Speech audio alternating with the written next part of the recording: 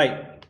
Hi guys, welcome to the SMCF marathon part 2. In the part 1 marathon, what we had done, we had completed 3 chapters and which was around 20 marks, and today again we'll be covering the balance part of the chapters. Now before I start, I want you all to let me know in the chat box whether I am audible and visible to you all, so I can quickly start. These marathon notes I have rotated it in the WhatsApp group. Later I will put it on the website in the free study material section as well. Okay, so before I start, please in the chat box can you let me know if I'm audible and visible. Okay, Keshav, great to have you. Okay, I need you all to just mention whether I'm audible and visible. Okay, good to be. Gautami, great to have you. I want you all to just write the word audible and visible. The reason why I'm telling you, because YouTube has just changed their backend interface, so it's a little new to me. Okay, so I would want to know from you whether I'm clear, audible, visible, so I can quickly start with the lecture. Trupti, great to have you. Mohammed, great. Okay. Keshav, Sriram, great. Okay, let's start. Thank you so much for your confirmations. Let's begin. Okay, everyone, audible, visible, audible. Anytime if you feel that I have gone off, please do let me know in the chat box. Okay, so I'm just trying to, a little bit interface is new for me at the moment. Let's start. Okay, so now before I start, let me tell you what is the plan for today and what we plan to complete. Okay, so I have the notes, chapter 4 and chapter 5 we will be completing today. Okay, the chapter 4. Now this is your entire module which I have highlighted. Okay, this is the entire module. Thank you so much, Mohammed, Gautami, Keshav, Trupti. Your job is to be with me till the end. 2 chapters I will knock off for you in depth. Okay, in depth with the past exam questions, and nothing will come out of what we. So, and really quick. Let's begin. Strategic planning. These are the notes, which is the short full subject summary. Okay, so let's begin.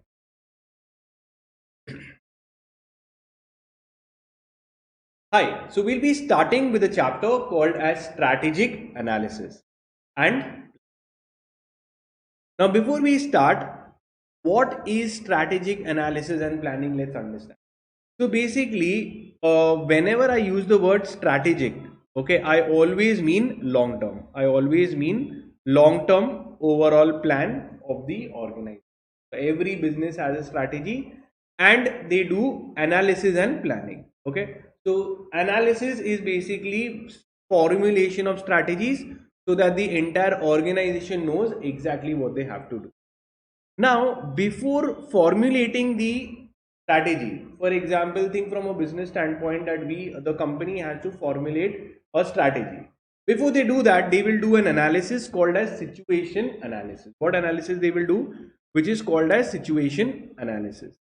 Now, what is situation analysis? It is nothing but environmental analysis, which we have done in the previous chapter, which is called as internal and external environment checking. So this is also called as environmental analysis. So situation analysis is studying your surrounding. Now whatever keywords I write, I want you to write it down with me. Okay, so one is it is an environmental analysis, and second, any big huge business is solved by problem solving. They pick one big problem and then solve that big problem. The bigger the problem, the more money and valuable the business becomes. So what is a complete situation that we focus on? We focus on 4 things. One is, what is a problem? Okay, whose problem are you solving? Third, in which the broad context in which the problem prevails, and fourth is the other factors which are involved. So let's see. So first, when we study what is situation analysis is nothing but a planning. Okay, it is a planning and careful formulation of a strategy and goal taken by the top management. It provides what is the use of situation strategic analysis. It gives an overall direction to the company. The company can decide its objectives, decide where to put the money, and fourth, develop policies and develop policies and very simple. Then comes the main part is situation analysis. Now this is the first part of the chapter which they can ask you. What is situation analysis? Situation analysis is nothing but environmental analysis, studying your internal and external environment. And while what are you looking in the environment? You're looking at you're trying to find a problem which you can solve. So understanding the problem, for who you're solving, in which environment are you going, which area basically, and factors that will bring in the change. So if I want to solve a problem, how will people react is also that we need to see. So only headings we do, that is enough. Okay. Now, as I told you, the first keyword for situation analysis is it's an environmental analysis. In environmental analysis, we study the internal environment, that is our strength, weakness, and external environment. We study what are the opportunities in the market, what are the threats in the market. So I study my own self, I study my competitors, I study my buyers who are there, I study the overall environment. That's it. And then I will write the word to SWOT. What I will write? SWOT analysis. So remember this thing, that moment you start with situation analysis, you end with SWOT analysis. Sir, why SWOT? Because the very next topic is SWOT analysis. And with SWOT, the next thing will come is TOWS analysis. TOWS analysis. So situation, SWOT, and TOWS. So we are done with situation analysis, where we complete with situation analysis and directly we go to the next thing. Okay, which we talk about SWOT analysis. Now, what is SWOT analysis? Obviously, every single person on the planet will be knowing what is SWOT, full form. Okay, strength, weakness, opportunities, threat. But what is to be written in the exam? Okay, so strength and weaknesses are internal factors, means my strength and my weakness. And opportunity, threats are external, that is of others, what is there in the market, competitors, business environment, etc. Okay, so your strengths and opportunities are good for the business, and weakness and threats are harmful to the business. Okay, so simple. Now obviously this is just the understanding. I'm sure you can draw this diagram also when they ask you.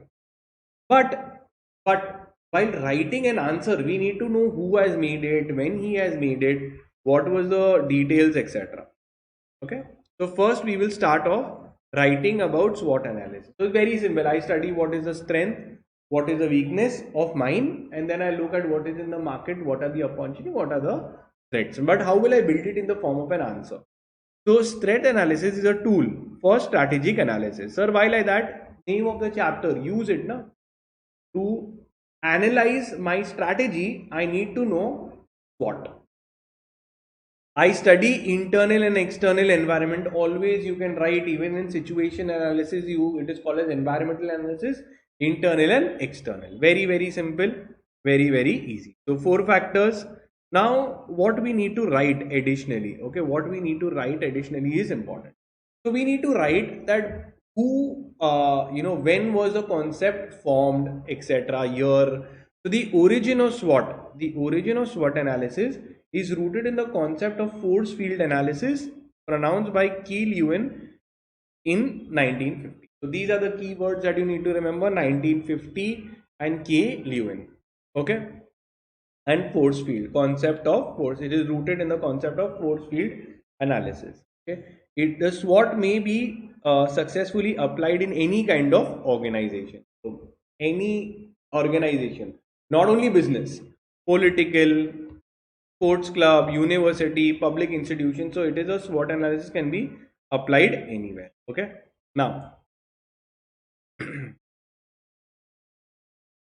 now we look at SWOT. So obviously, who made it? K. Lewin. Okay, just remember his name. Then we see Amazon's SWOT analysis. Very simple. So now we are going to look at internal aspect. Internals are what? Internals are strength and weakness. I believe everybody knows this. Very simple. Strength of Amazon, they have a good brand recall. Okay, so any big brand you call, the biggest thing you can write is they have a good brand identity, they have a market, the first mover advantage, they have a cost advantage due to scale. Weakness, because Amazon is functioning on a low cost business, okay, they can be impacted. That's their weakness. Now look at the opportunities and threats. These are external factors. What are the external factors? So external in the business, growing competition is always there, loss of profit due to low profit margin, okay, patent infringement, okay, cyber security because it's a tech company. Opportunities could be that they can acquire others, okay, they can diversify, they can expand, and they can increase their brand awareness further. So very simple, this is how they will give you any particular company, and they will give you, make a SWOT analysis. We'll write about K. Lewin 1950, his particular Ford aspect. Okay, we will write what was his thing, Ford field analysis. Now we'll go to the next part. Now we're going to the next part, which is about Taos analysis. Now pay attention to this Taos analysis. Okay, I'm going to teach you something very interesting and easy. So first, this guy who made Taos analysis, he said that he felt offended because every single one used to come in and tell him that, listen, it is just a rearrangement of words. Pay attention. Now I'm going to teach you Taos analysis. Now Taos analysis, everybody said it is a rearrangement of words from SWOT. He said it is not. It is not. So one word you have to see, he gets offended when you say that it is just a rearrangement of words. So we'll see where it is given.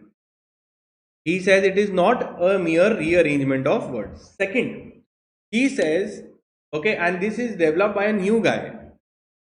Okay, V. Rich developed Taos range in 1982. I want you to write all these names and the years so that we can write before we start the concept. Okay, it is a extension of SWOT analysis. So the words what we'll write, it is a extension of SWOT analysis, and actually SWOT, from SWOT you just know strength, weakness, opportunity, threat. What does he do? He takes these four terms which are internal and external, all these things, and he develops strategies. He develops very interesting strategies.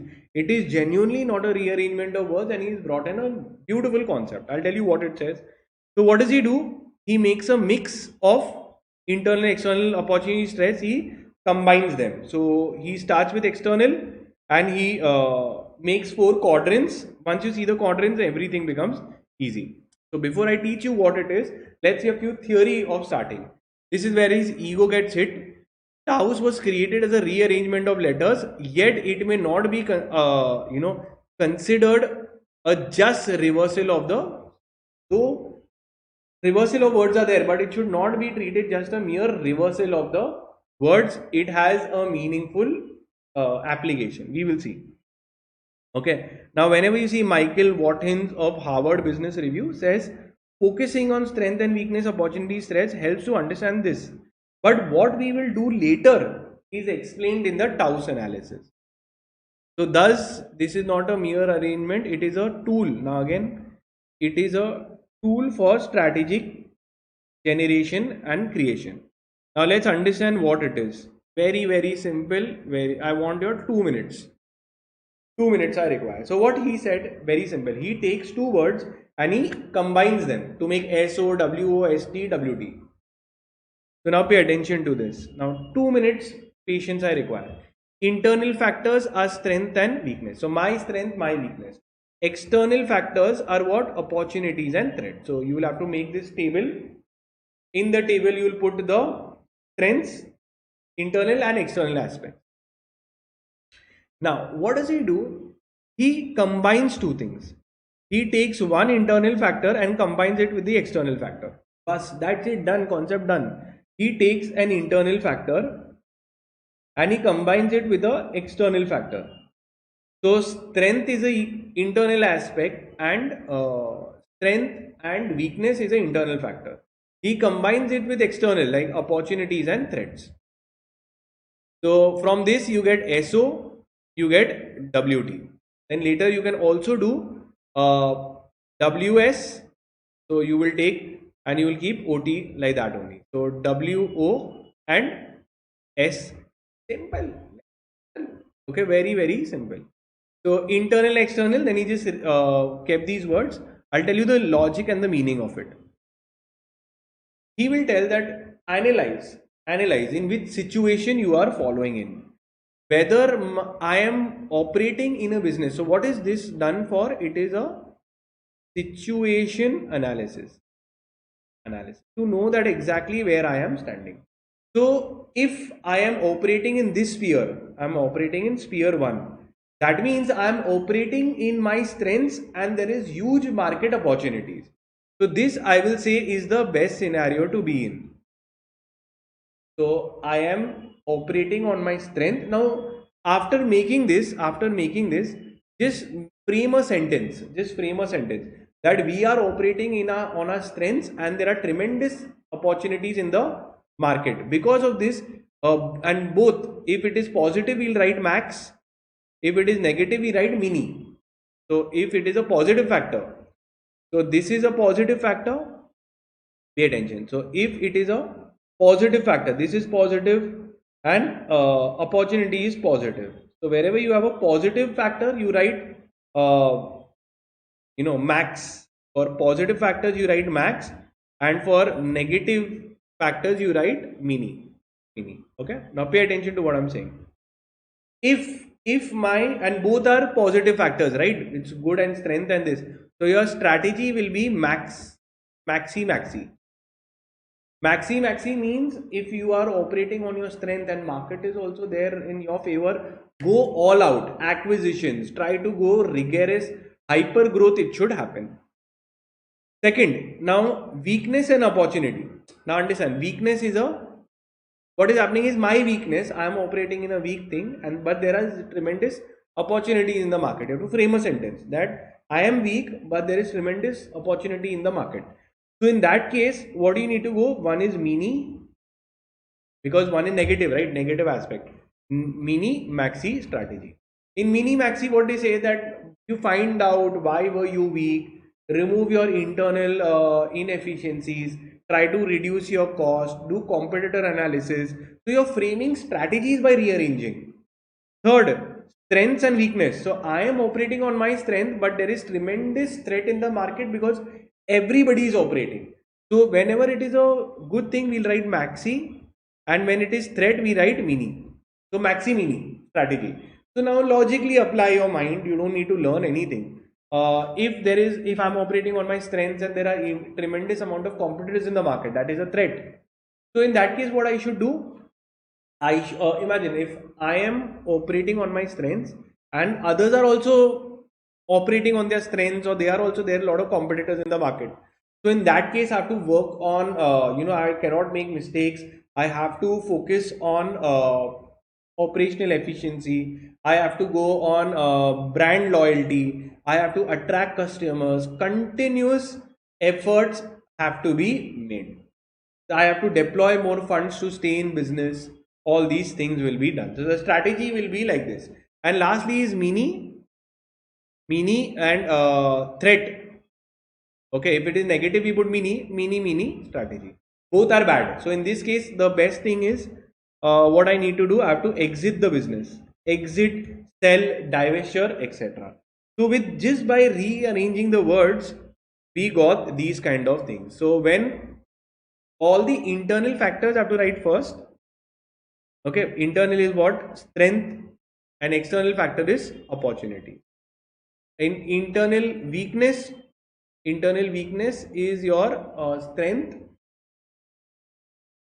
Internal mini is what?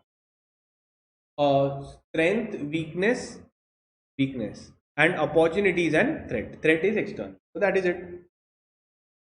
From here, if both are max, I have to go aggressive strategy. So what is the strategy to be adopted in the first quadrant? Aggressive strategy. Second, what is to be done in the second strategy, where I am operating in my strength, but there is tremendous market, tremendous competition. So I cannot afford to make mistakes. So because imagine in a case where there is cutthroat competition, you will have to go conservative. No risky steps should be taken. If there are two athletes, they are missing by one second margin.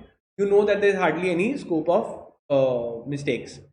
Third, mini maxi, competitive strategy. Okay, mini means I am operating on my weakness, so remove the weakness. Okay, I have to get competitive, buck up. What is happening? If you are, everybody else is clearing, you did not clear, so you should buck up, be competitive. And fourth is defensive. I should not invest more, I should try to sell off the business, etc. Okay, so this is it. And I have made the four quadrants, I've explained it to you. So when both are strong, I have to go on aggressive strategy. What is the strategy? Aggressive. When strength and threat is there, so mini maxi. So I am operating on my strength.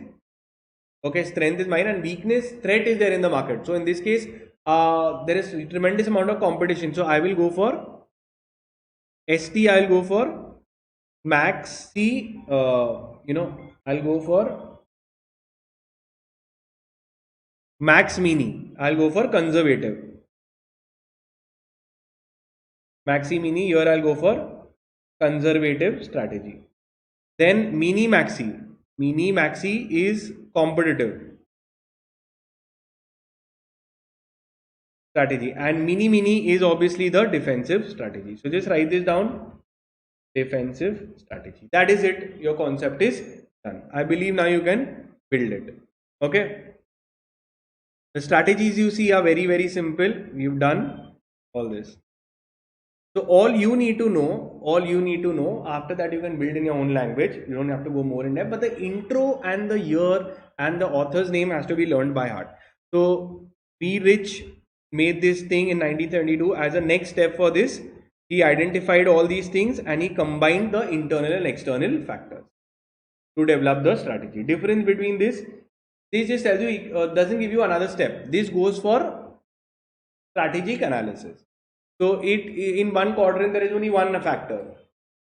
One generally starts with evaluating internal strength, weakness, and looking at the external environment. This first scans all these things and then develops the different strategy. Write and close. This you have to write. It is not just a reversal of letters. Instead, it comes out to four meaningful strategies. So first thing is strength. When everything is good and you are also there, and this I believe, this you have to remember that if you are going on your strength and market, you see the opportunity, go all out. You have to go all out. Strengthen your position, create entry barriers, whatever you can think. Okay, once you understand the scenario, you can write in your own words. Then comes, I am operating on my strength, but everybody is competitive. Okay, so I will be very, very careful that no mistakes can be done.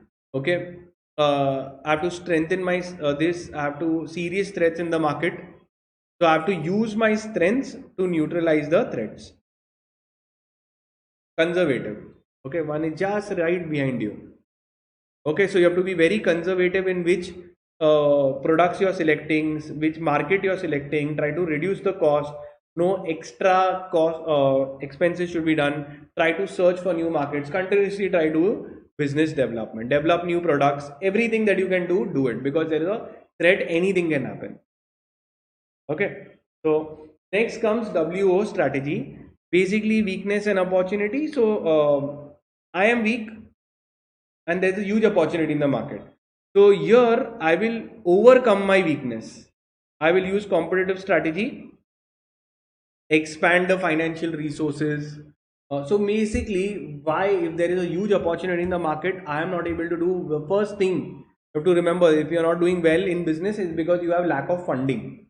So try to get more capital. Try to increase everything. Your product line, this, improve your production, cost reduction, brand building, everything, because there is a huge opportunity in the market. Very, very simple.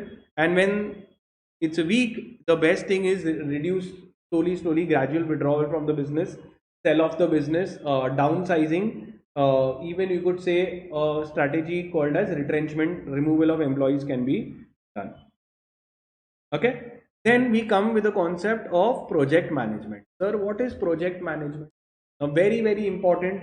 From this chapter, what all we learned now? We learned situational analysis. I want you to write it down. Situational analysis.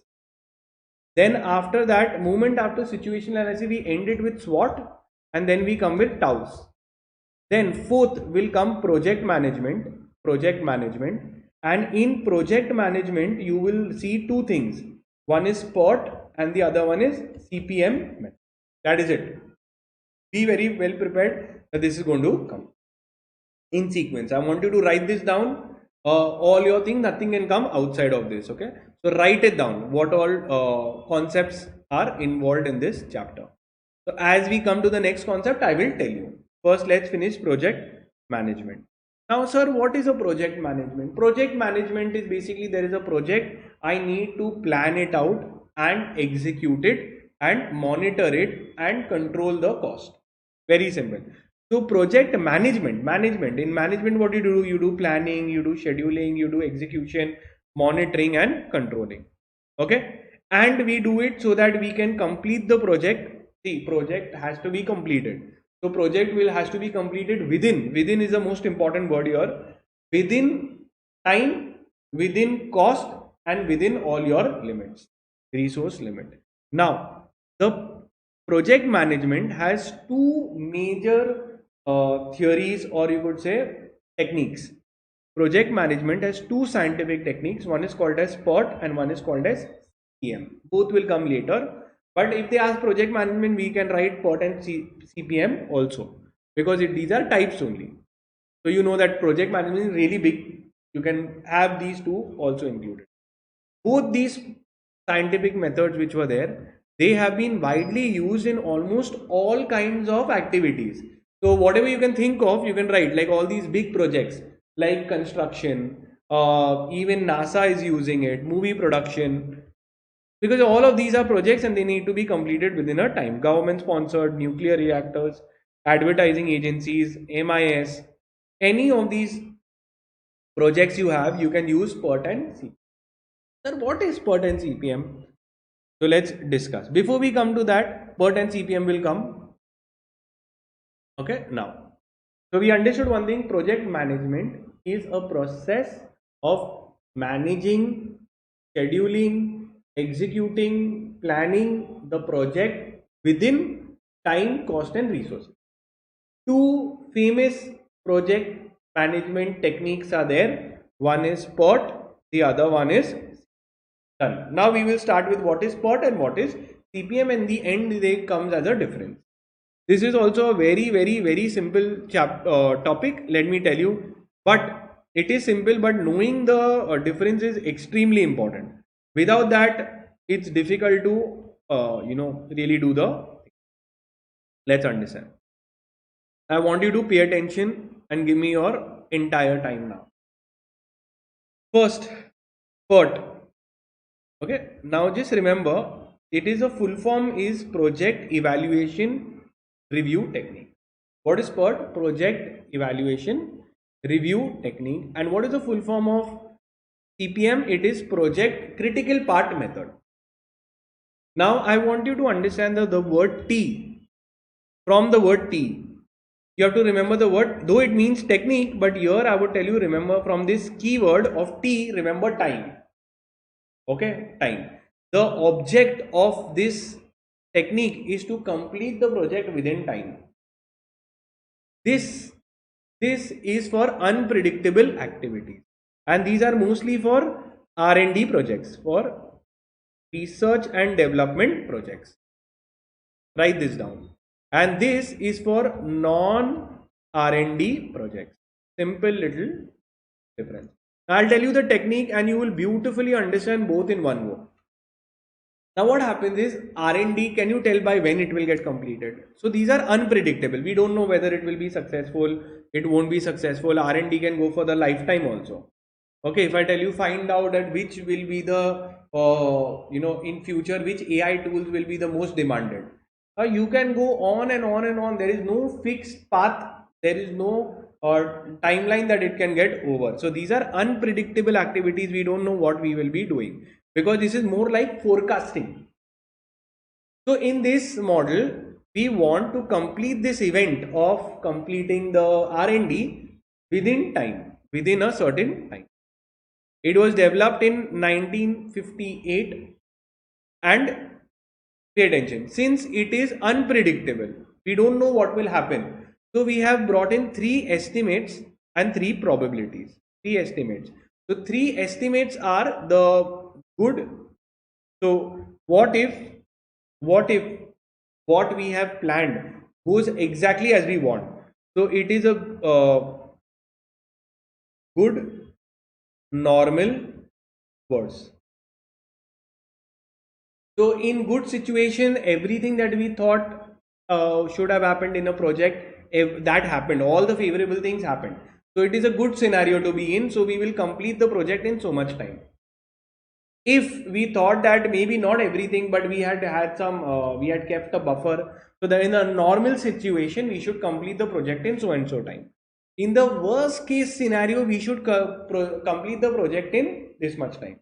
So in PERT analysis, they are giving you three time frames in three different situations when the project should have been completed. Concept clear? Yes or no? So three situations they will be list out. If you've done capital budgeting, this is what it is. They tell that, a good situation, normal situation, worst situation. If the market goes in your favor, then in how many days you'll complete. If market is in normal condition, in how much time you'll complete. And if everything goes against you, in how much time you'll complete the project. Simple little concept, done. You see all the points of PERT we have completed. What was the keywords? I want you to write it down. It is for unpredictable activities. Okay, so if you remember R&D, it is unpredictable. We don't know when we will complete the entire project, so we have to keep time in control. So, and obviously since it is it is unpredictable, we have to keep three situations in mind: good, bad, worse, those things. And just you come to know it is just a probability. You can't tell exactly the project will be completed this time. You have to give it in probability. This is the probability. The project will be completed by then. If you've done with PERT, I want you to give a small little cute little smile. Okay. Now coming to CPM method, critical path method. Critical path method, remember, it is used for but mostly I'll give an example for construction of building. For what? Construction of building. Now you ask any developer, he will tell you that I will complete the project within this much time. He will know what all the steps. This is the step 1, this is the step 2, this is the step 3. Everything is clear. This is the step 4, etc. All the steps will be told in advance. We know that we have made hundreds of buildings. We know in how much time everything gets over. So, and every step is there. Critical path means there is a path means a step. Path means, you can remember, step. Okay. Here it is activity based. Every activity should be completed in this much time. Since it is predictable, we know exactly when the project should be completed. So therefore you come to know a single estimate. It is determined. It is already told that project will be, and normally when you go and see redevelopment projects are made within 4 years. They know every step. Within this much month this should happen. By this much month this should be happen. So it is trying to predictable. All predictable activities are there. We know what will happen. First floor will be made, then the second floor will be made, then the third floor will be made. So here the main focus is not time. Time is there, but the main focus is the cost, that we should complete it in good. So see, remember, as we remember time here with a keyword, here we'll remember as cost. Okay, cost. That does not mean that we are not going to look at the time. Here we look at time also. But cost is a main factor, is cost optimize reduction. See, we have completed this also. If you have understood this also, give a smile again. What we have done, it is a critical path, and critical path you have to identify one line. Just remember, in the building, go and see, look outside your window, there must be a construction. In the construction, you will see that the major time is taken to make the foundation.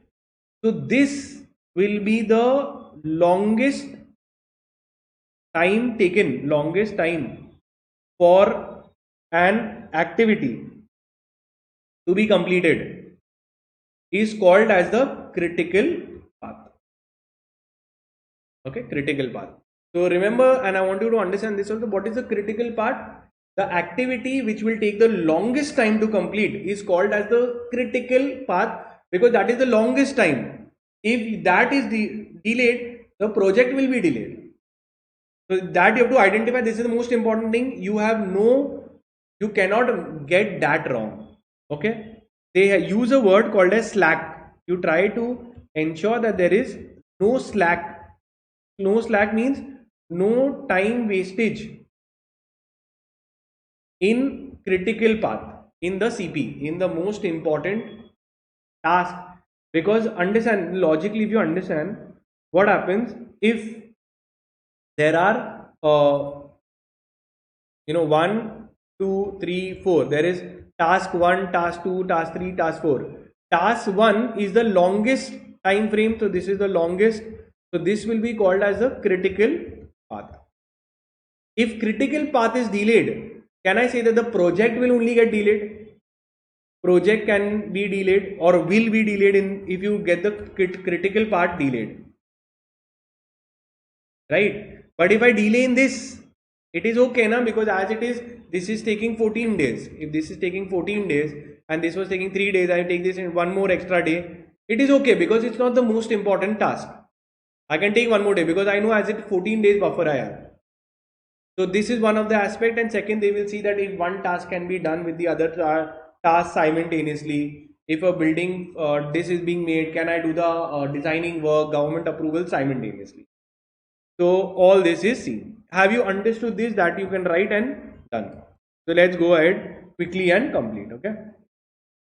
So we'll go and complete this part. So in this, you will see one is project PERT. So PERT, I have told you the word time. Okay. But what you need and time movement is there. So in time, what will we write? PERT is a project management technique used when the time is uncertain. If it is uncertain, if the time is uncertain, obviously we'll have to give a probability and 3 estimates to complete that. What you will write, it was developed by the US Navy for the Polaris missile project. Now understand, this is the first time they were doing this project. So they would not know exactly when it will be completed. It is not, it's not a task that we are repeatedly doing. For repeated task, you have CPM, cost management project. Okay. So is PERT used for repetitive task? Answer is repetitive task. You have CPM. This is for non-repetitive unique projects like R&D. So beautifully explained. So 3 estimates are made called as optimistic, most likely, and pessimistic. Advantages you come to know, you can within how much time the project will be communicated. Okay. Then comes critical path method. This is made developed. So this is what you need to know. It is developed in 1957 by DuPont. Okay. It is a deterministic. You determine, you come to know in one, because since I have made repetitive tasks, we know that in the past it is been made in this much time. So we know by when it should be done. So it gives you a single estimate when the project should be completed. Okay, and this is the time when you should complete the project. Activity, it is for both time and cost, both we care here. It is for repetitive predictable task, and the most important, zero slack will be in the critical path. Critical path is the longest time activity that you should have zero slack. Zero slack means zero delay. Simple little point. Understanding the critical path means the activity which is going to take the longest time in the project completion. If you delay in that, the entire project will be delayed. So if one critical path is delayed, obviously the entire project will get delayed. Very simple. We've done the distinguish, and now we can go to the next one. Now the next I want you to write is called as your portfolio analysis. What are we doing? We are doing something called as portfolio analysis. Sir, what is portfolio analysis? Very simple, one line. Why is Cadbury having so many different products? Celebration, then they have Bonvita, they have gems, they have 5-star, they have biscuits, they have beverages. You can draw this for an explanation. What heading you will write? Product mix. So every company should have a mix of products. This is a good business strategy. So this will be called collectively as a portfolio of products. So just in case if one goes down, the other one can go up, you have a diversification, etc. Even if you go to see another classic example of your diversification product mix and having different products is your Tatas. Land Rover, they are there in cars, okay, they are there in Tata Salt, they are there in Tata Tea, Tata Sky, everything. Same with Geo, Reliance, okay. Now let's understand what is portfolio analysis. Very simple. You should have a portfolio of products. Portfolio analysis means it will happen only for companies which have a portfolio of products. Okay. Systematic process of reviewing and evaluating all your portfolio. Normal organizations never depend on single product. Instead, they offer a wide range of products to complement each other. Okay, if you go to see like Geo almost with the telecom, your Geo SIM card, they are also having Geo, your OTT channels. Then they also have gone into so many other aspects as well, which are complementary to you. Like maybe you have the SIM card, they are also launching phones. So with this, you need to study your SWOT anywhere you can tick it. Okay, strength, weakness, opportunity, threats, you can do it and write it. Now, what we need to know, everything else we can develop, is a product portfolio analysis. Determines which products perform well, which require investment, and which require continuation. This is the most important line. If I am studying a portfolio for, let's say, ITC, I will look at all their products. I will see which are the bread earners, which are the well, top performers, which are the okay performers, and which are the worst performers. So this is called as product portfolio analysis. What is product portfolio analysis? Is when I try to find out which products are performing well, etc. It was made by Peter Drucker in 1973. So the names of the guys who have formulated this along with the year needs to be written and learned. Now, Drucker has categorized your product portfolio into seven categories. Now, first three, if you see, first four, okay, first, second, third, and fourth and fifth. Let's see, fourth and fifth. So I think these, okay. So these are the good products. So this you can put a smile on your face. These are my lovely little products and these are the worst products. So today's bread earner means this product is generating today's current good profit. Tomorrow, with they will grow. Say if I'm investing in AI, I know they will generate a huge potential tomorrow. Yesterday's bread earners means which were doing well in the past but now are in the declining stage. Development means new products still undergoing testing. So products can be understood. You have to categorize them into seven categories, which are today, tomorrow, and yesterday. Time frame: today, tomorrow, yesterday. Who are the best performers, and which are the development stage. Now these are the worst things. Is sleepers. Sleepers means products, okay, with unrealized potential. So we have not got their real potential. Second, investments in managerial ego. Best example is Tata Nano. Tata Nano. What happened is they said, Ratan Tata said, no, I want, it is my dream. And then though it was a failure, he still kept investing in that project because of the management desire. No, I will go, I want to do it. Management ego, because of that the investment was made.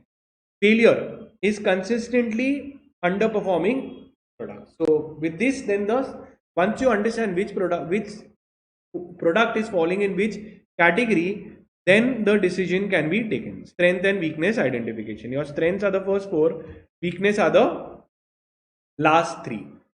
Okay. Then came your BCG, then the next. So now we are done with product portfolio. Now we are going to do your BCG matrix and McKinsey matrix. Now the next things will come. Okay, is BCG matrix and McKinsey matrix. Let's look at this. So this is your BCG matrix. Now BCG matrix, again, very important. It is the examiner's favorite questions among the favorite questions of examiner. Okay, so we're going to take this thing and understand. It's supremely simple. First, just a little theory what we will write about it. Okay, what we will write about this. So very simple, that BCG matrix is BCG. What is the full form of BCG? Boston Consultancy Group. Okay, has used this for product portfolio in marketing and sales planning. Then you explain it with the help of diagram. Now let's explain this with the help of a diagram. Very simple. This I want you to write it down. When they write the word, so the quadrant is one, business growth rate. Here you will write of competitors, business or competitors, and relative market position. This means our company's position. That's it. All you have to do is write this and done. Okay, so the market, the business growth rate. Now imagine, okay, or you could say the market also, market overall as well. Market overall as well. First, my position is high and my position is low. So here in the graph, lower point will be my position is high and my position is low. And here we are seeing the business sector growth rate. Sector, you can also call it as a sector growth rate. So what is happening is, I am my position in the market. I am the dominant player in the market, and market is growing slowly. So a cash cow is extremely good because I am in the most dominant and the market is going slow. So this is where I have to use, strategies such as encashing the money, using my brand loyalty, bringing entry barriers so that nobody enters into the market. Cash cow is I am in the strongest, the market share of mine is the greatest. Second, relative position in the market. So my market share is high and the industry growth rate is also high. Means when I say industry growth rate means obviously the industry is going to grow fast, competitors are also going to grow fast. So this is where it is a star situation where competitors are also growing and I am also growing. So in this case, I have to take a conservative path, that have to be, cutthroat competition is there. I don't have to make any mistakes, etc. Then comes other way around, that relative position in the market is low, but market opportunity, business growth rate, competitor growth rate is very high. So I am wondering that question mark is because why I am not growing. I am not growing. So I have to figure out, then I have to figure out my weakness and then develop on my weakness. And dogs are basically, we are also low and market growth rate is also low. Everybody, the sector is also not growing and competitors are also not growing and I am also not growing. So in this case, the best thing is to, not invest more.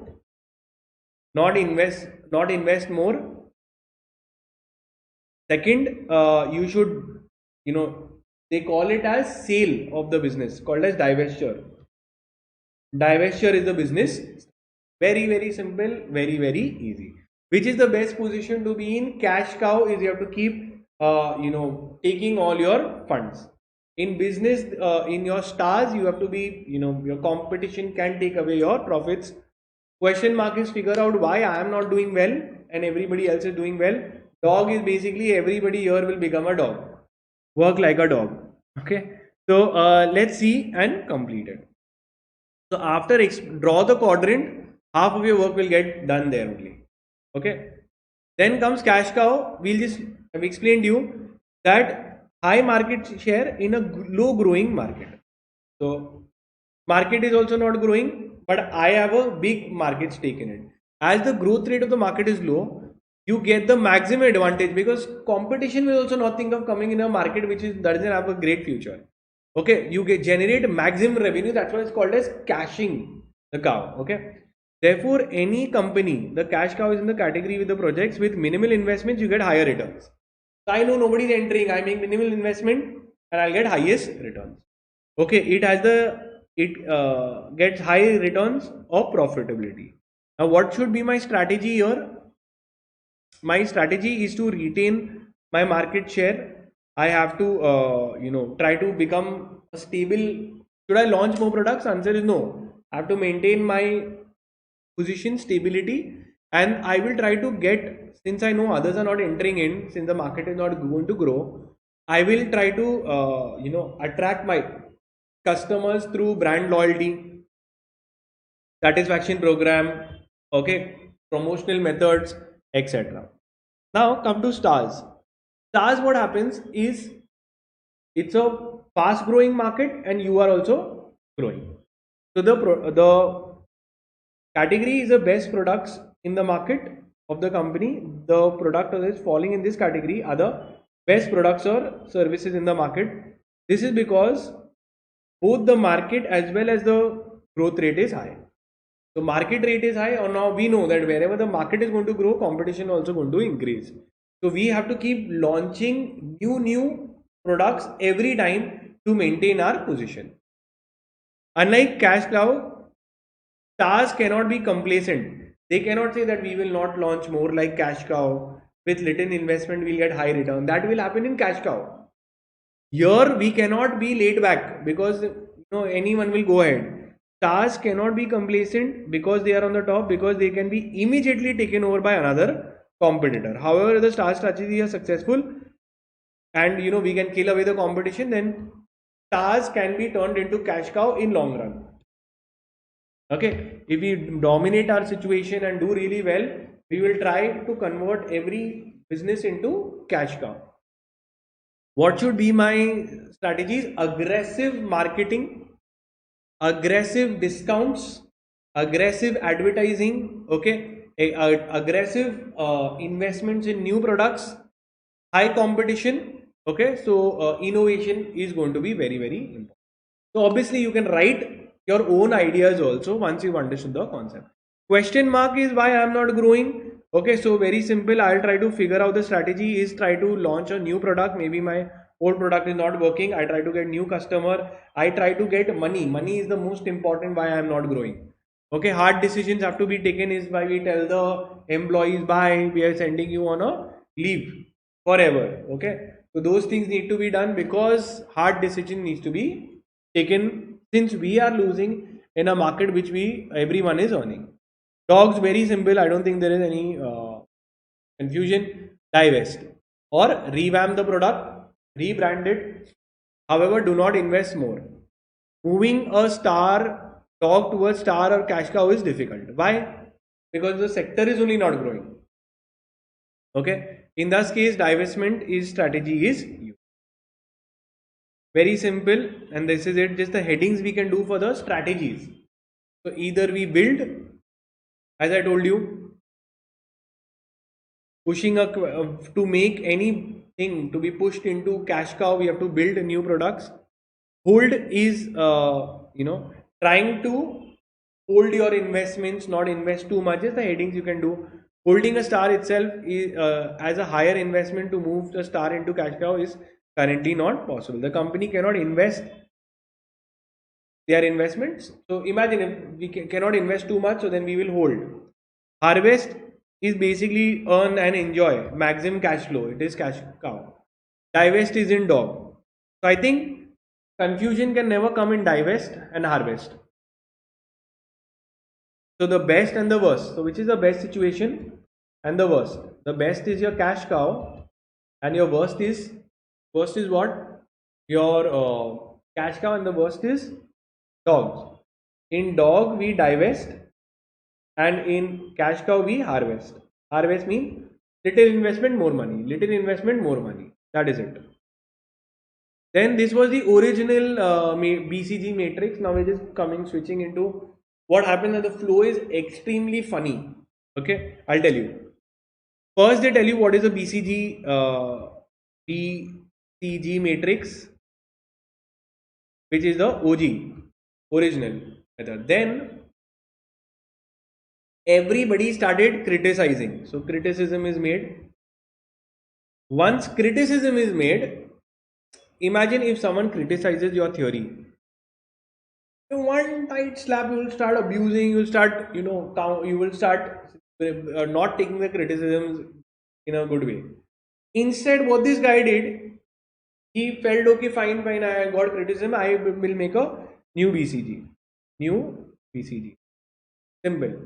So in this, earlier in OG was used by all Fortune 500 companies. They all started classifying their goods and then started taking their strategy. That was good. Then they received criticism that just because you are in the top doesn't mean you will earn.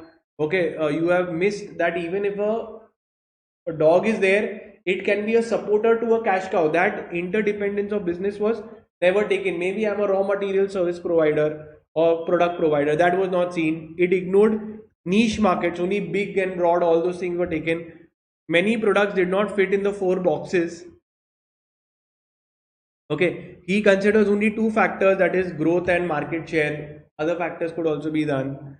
Okay, higher market share never guarantees profitability. It does not consider changing markets. These are the criticisms of BCG. Now, if someone criticized your BCG theory, which you had made, what would you do? You would have abused and you would say my theory is the best. But this guy was extremely good. He took the criticism positively and made BCG 2.0 as a response to the criticism. He said, okay, fine, I'll make a new thing which will consider the changing environment. It will understand that experimentations can be done, and all those things he had done. He took the new portfolio approach. He took that new things could come in. Headings you do, it is enough. And with this, we complete the BCG matrix, OG strategy, criticism, and the 2.0. 2.0 is just a small para in response to criticism. He admitted his mistakes and he launched a new things, removing all the criticism. Now we come to the next one, is hands off technique. Which one? Hands off. Very, very simple, very, very easy. All, now I want you to write this down also. Hands off technique. Now, hands off is a technique of growth. What is a technique? It is a 4 ways to grow in the market. Very simple. It is a ways to grow in the, very simple. You have to learn and draw this diagram. So anytime you see a diagram, you should thank God, because that will help you build your answer. Then you can explain a small explanation of the diagram also can be given. On the x-axis this is there, on y-axis this is there. 4 quadrants are made, and each quadrant you can explain and finish it off. So I'll explain it here only. First, with your existing products. With my existing products, I penetrate the current market. I go deeper, and if I'm selling in X area, I will try to capture more customers out there. Okay, so existing market, I will go deeper by increasing my marketing in that area. This is one way of growing your business. Okay, if I am selling in X location, I will try to, in that same location, I do some more promotional techniques to build my revenue and grow in the, and source is about growth. Second is, I take my existing product in a new market. I go and sell in a market which I was never there. Maybe I was always in India, I will now sell it abroad. So I go into a new market. Okay, I take the existing product in new market. So I take the existing product in new market. For example, this is what Facebook did. Example, you could say Facebook. Now Facebook was a product. Did he sell only in USA or he went and tried to sell all over the world? He did that. Then comes new products. Now we are planning to launch new products. Now we sell the new products to the existing market. Existing market means to the current customers, a second product is sold. For example, to a current students, if we sell a skill development course, it is a same, you are selling another thing. So anyone selling that is there in your custom, maybe Amazon might send Diwali day offer and try to get more things. So they'll take the new products. In company law, when the company sells new shares to the existing people, what it is called? It is called as right issue. So this is called as cross selling. Cross selling means new products to old customers. Clear? Then comes diversification. In diversification, you take the new products in a new market. So new product, new market. Okay, very simple, done. No rocket science, very simple. So you will have to explain the matrix and growth mode. It is also products market matrix. He tells, and what was his name? Igor Ansoff in 1957. He made it. He has two quadrants. How you can grow. Okay. Very simple. You can write it. Then just what happened is he developed it further a dimension. This you can just draw and close it. He said there is something in middle also and he closed it. See, new products were here. See, new products were here. Existing products I was selling, new products were there. He brought something in middle also. He brought something in middle also called as modified products. The old is not being sold again. I'll give you an example. You have the new iPhone with new features. iPhone with new features. So you go to see you have iPhone 11, then 12, then 13. So what are they doing with minor? So they are taking the existing product and it's not a completely new product also. They just modify their existing. Like you see the new car, they have a facelift. Cars have facelift. So that is there, a middle level. Okay. And then when you come here, you sell it to your existing customers. You go it to your new customers and somewhere in between also.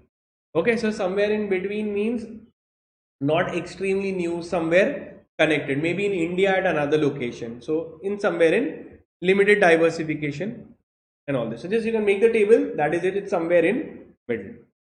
So this is diversification. But here you don't go completely diversify, you mid-level diversification. So just learn this.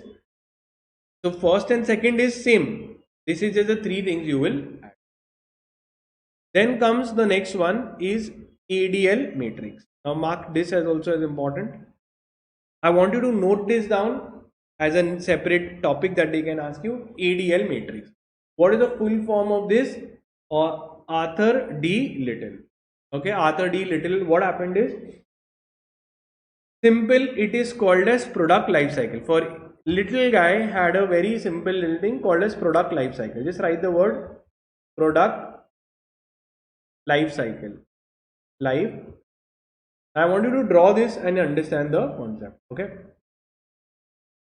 So what happens is when you have a product life cycle. Okay. Product life cycle. Now, what happens? Understand.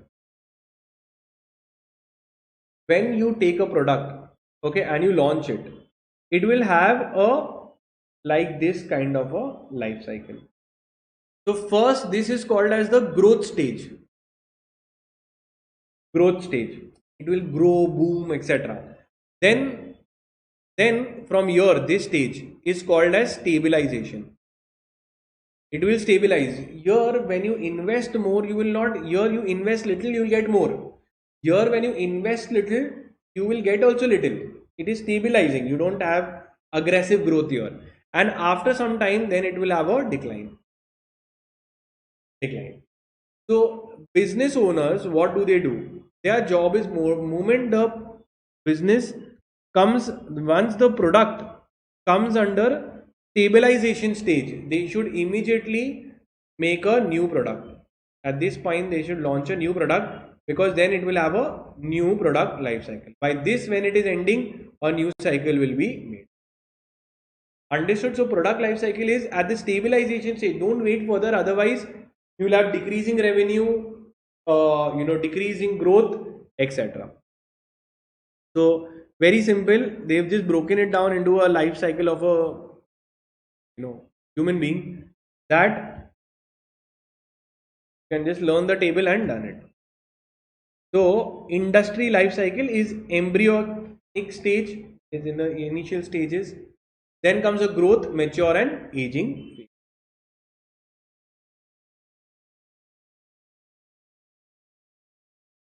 Okay.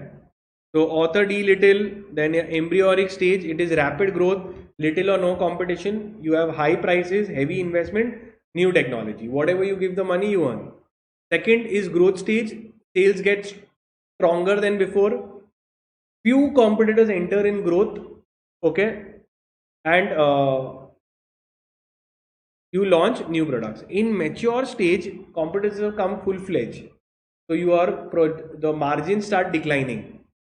Competitors place repeat orders, automatically brand building is there, you have many builders, but your firm tries to differentiate their product from others to stand out, and the best competition wins. In aging, it is where the demand also starts to shrink, okay, the gaining share becomes difficult, okay, and the firm must innovate or modify or exit the market.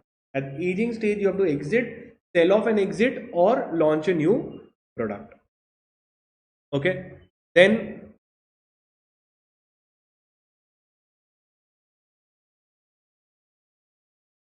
we come to the McKinsey matrix. Now very simple, very easy.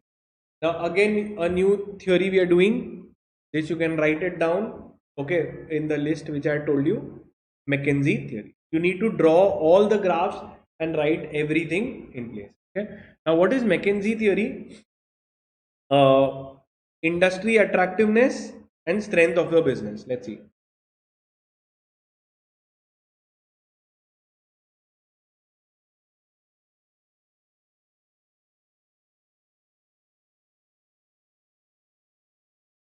Okay.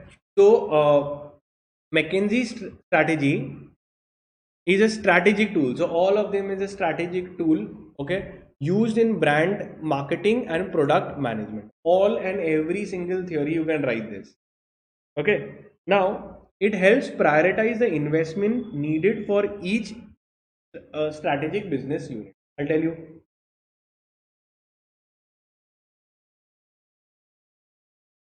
G model is a multi-dimensional business. Let's understand and complete it. Now, it is about SBU. What it talks about? A company can have multiple businesses. Each business is called as a SBU. SBU and SBU. Strategic business. Clear? Now let's look at this. Now this is the business unit strength. SBU's strength. Here the SBU strength is high, and the industry attractiveness, the industry growth rate, industry industry attractiveness, okay, is high. So when we are strong, my unit is strong, my business unit, my one product or one business in the company is strong, I will invest and grow. If it is medium, invest and grow. And if it is low, I know that I am working on my strength, but the industry, the market is not going to grow that much. Then as we had seen earlier also, like in cash cow, what do? We try to stabilize and try to cash in on the money. Don't invest more and more, because the industry is not going to grow further. Okay. Then again, if we understand the extremes, is good enough. Then if it is low, we are not working on our strength. But if the attractiveness is high, then I will try to figure out same thing. I'll try to figure out operational efficiency. I'll try to taking strong decisions of retrenchment, etc. Because my strength is low, but market is showing a good opportunity, and this is it's like a dog. So I think if you can just remember in the form of that BCG, you can just do, and rest all just repeat this down. Right? That is it. Drawing it is enough. Industry attractiveness. So, so in this matrix, they are specifically talking about SBU. What are they talking about? SBU. That which business unit to invest in, which to maintain, and which to divest. So after knowing that in which situation I will there, I'll decide whether to pump in money in that business or withdraw the money. It has to, you have to look at two factors and see which is there and then finish. Then the grids are there, attractiveness, etc. And you can make the strategies. What are the strategies?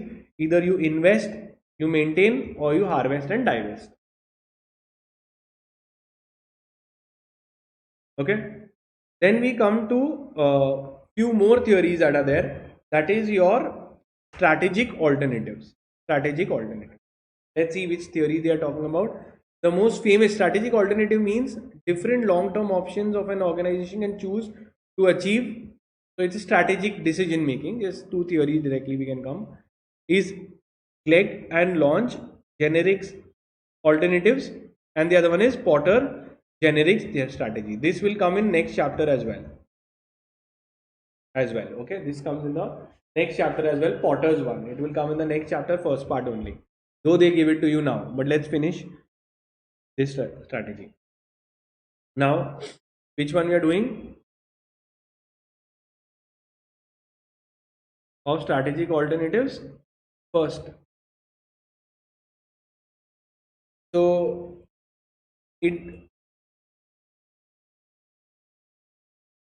while developing generic tax autonomies, the work of this guy is widely referred to. While studying various strategic economies, taxonomies, or studies, okay, this guy is widely referred. There exist 4 grand alternatives. I don't know why they have given him so much thing, but it is very, very simple. What are the 4 things that we do? So just remember, strategic alternatives or strategic 4 strategies that are there. 4 strategies as per this guy. Okay, either you go for stabilization, maintaining the current business definition, okay, same product, same market, same goal, okay, only incremental changes. Best example is Coca-Cola. So they don't do anything different, they go for stability.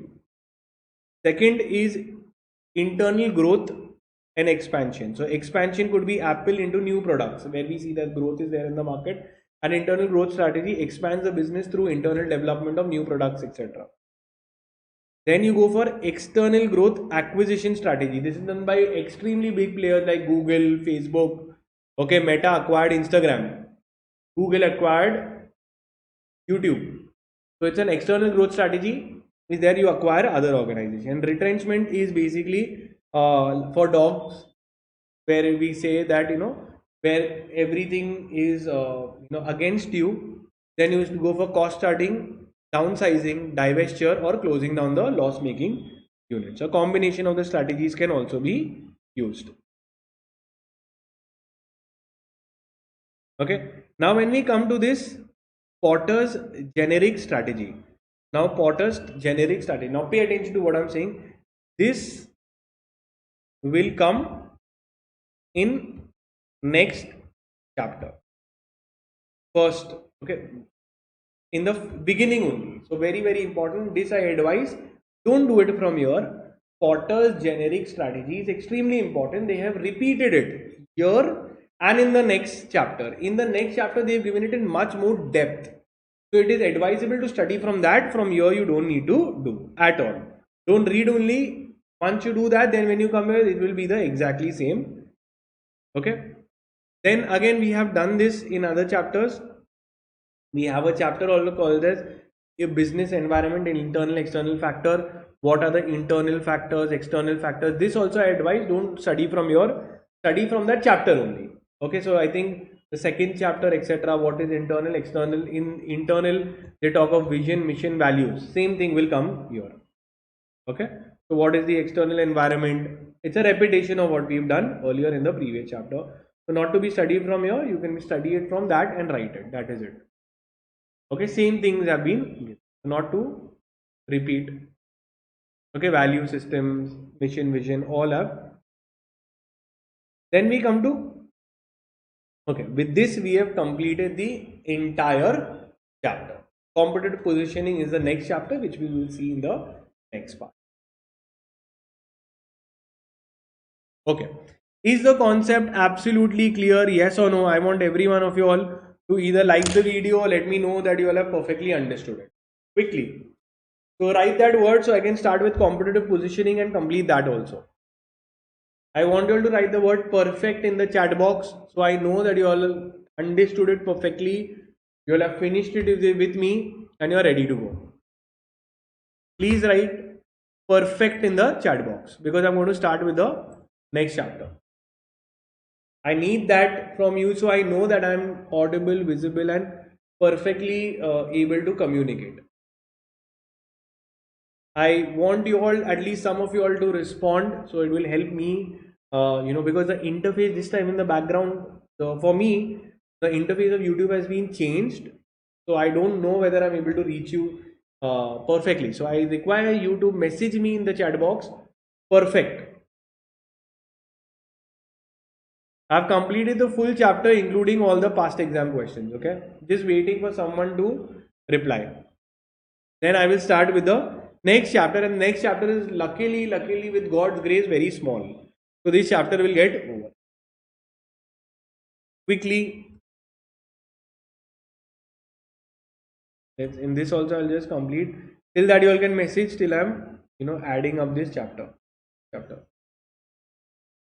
Competitive positioning quickly. Gautami, thank you so much. Mohammed, Tripti, thank you so much, everyone. Okay, means a lot. Now we will be starting. I'll just take a 2 or maybe a 5 minute break. Then till that, I want you all to revise your chapter that we did now. Just revise, just complete it in a 5 minute break. I'll just take a breather. Then I'll start with the next chapter. Okay, so we just return back at 9:10. Okay, so 5 minutes breather. Till that, your job is to revise, see that I have not missed out anything and I've completed everything. Just learn it from the notes. Done?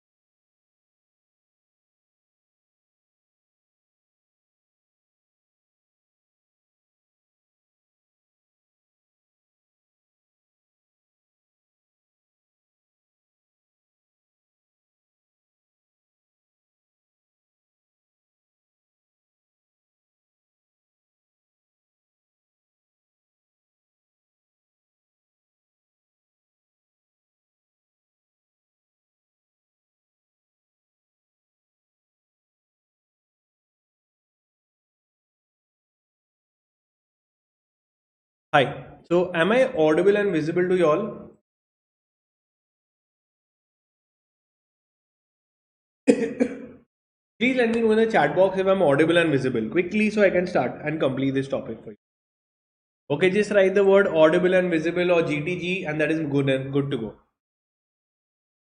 Okay, just waiting for your confirmation. Am I audible and visible? Yes or no? Moment you mention audible, visible, I will quickly start and complete. That too in one flow. Okay. Mohammed, great to have you. Gautami, thank you so much. All you have to do is sit till the end. Okay. This we will also complete really quick. Let's begin.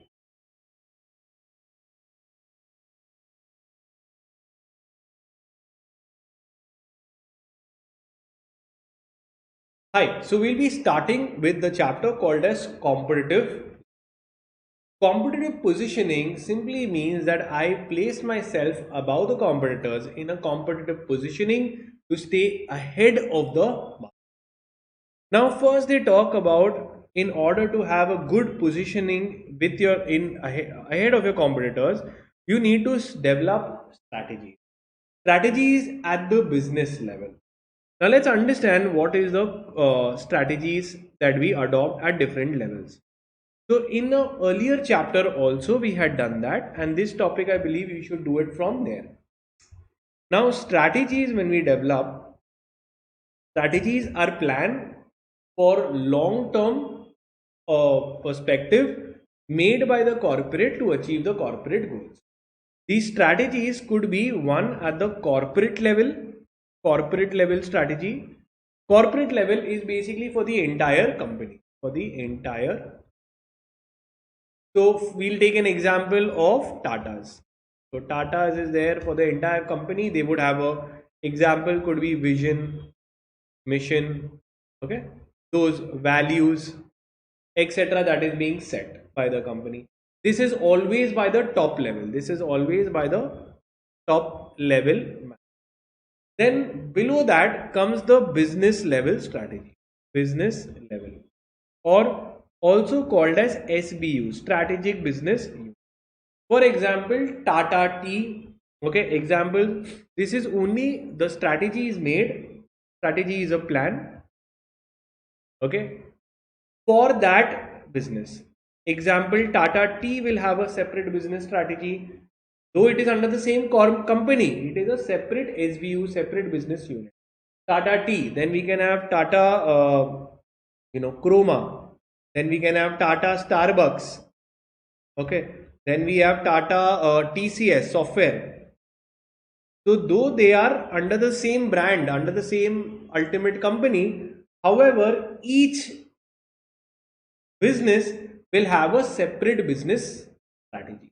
And below that, we will have the functional level strategy. Functional level strategy. Functional is basically for the department. For example, your sales department will have from production, from your legal department, all department strategies given in the functional. This we had done in the earlier chapter where they had explained something like this. This was a corporate level strategy taken by the top level. Your business level is done by the middle level, and your functional level is done by the lowest level managers who manage your day to day. Okay, so this business level, it is advised that you have to study from there.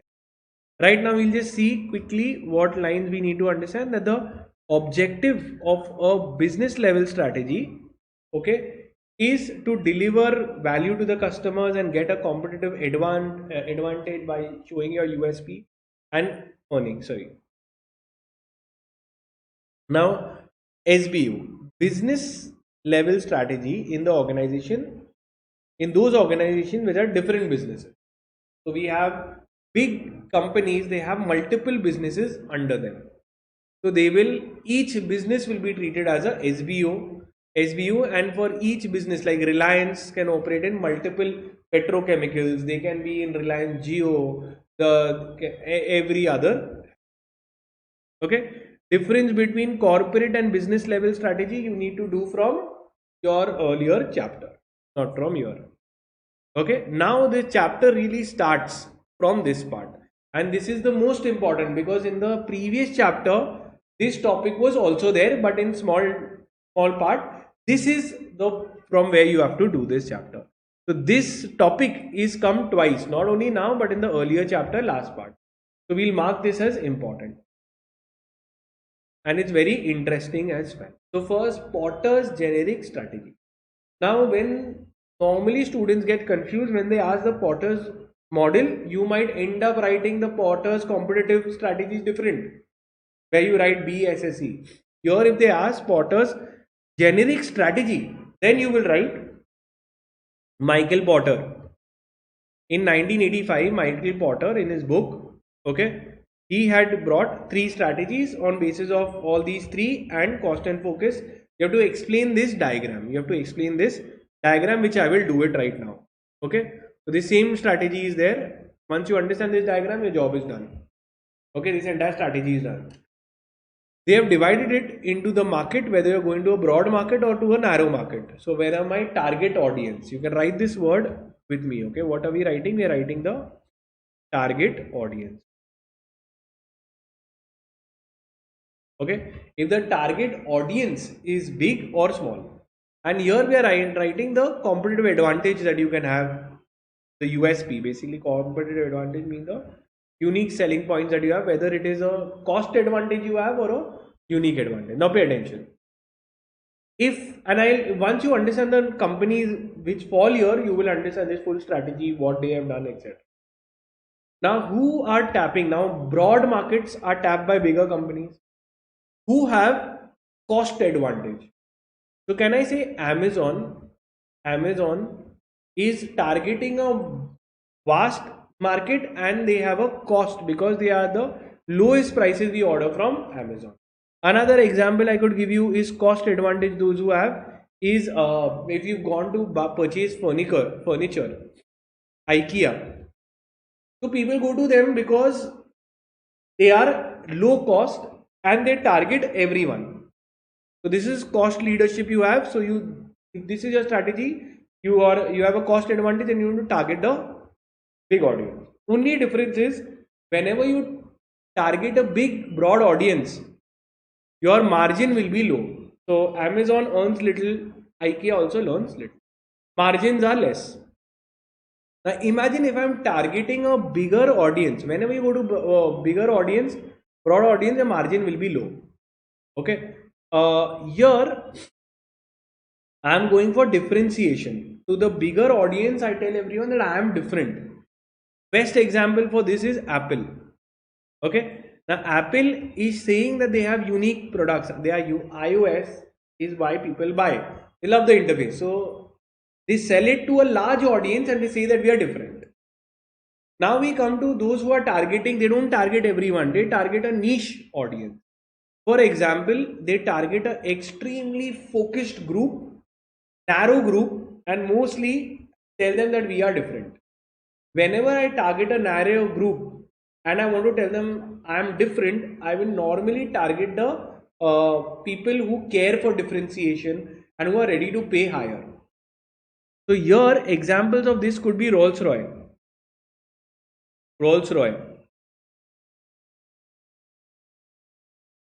or Rolex watch, Ferrari. What happens is they say that they are different. We know that they are different, and they know that they are not selling it to the masses. They are selling it to extremely narrow group. So this is where they will fall. Okay, so what will be their strategy? Their strategy is to show their differentiation. Their strategy is to show premium products. Their strategy is to not waste money by showing the ads to the public. You will never see a Rolex ad. You will never see a ad of Bugatti. You will never see a Ferrari ad on television. Right? Focus, cost leadership. Now what is happening is you are not targeting a broad audience. Here you are targeting a narrow audience. And you're telling this narrow audience that I have cost advantage. At low cost I'm selling low cost goods will always have low margins. Example of this I had taken as Patanjali. Now Patanjali are Ayurvedic product. Now Ayurvedic has a very small group of people who want to buy Ayurvedic products. That small group of persons I'm going, because it's not for all. So many people don't have Ayurvedic products. Okay, few, but then few is also a lot for them. So they go and tell them that we are selling the lowest prices Ayurvedic product. So that is Patanjali. Clear till here? So my strategy will be different. So this is what they said. On one quadrant this is shown, on another quadrant this is shown, and then you will explain the strategy. Okay, that is it for this strategy. So this, all these things you will just have to explain the diagram and then say who comes where. Okay, and always whenever you are going for, let's say, low cost leadership, whenever you try to gain by saying that I am a low cost seller, the first thing I will need is I have to be extremely low operating cost. Chinese people, they are very cost sensitive. They, because they know that they are selling to the world at low prices, so their cost of development will should always be less.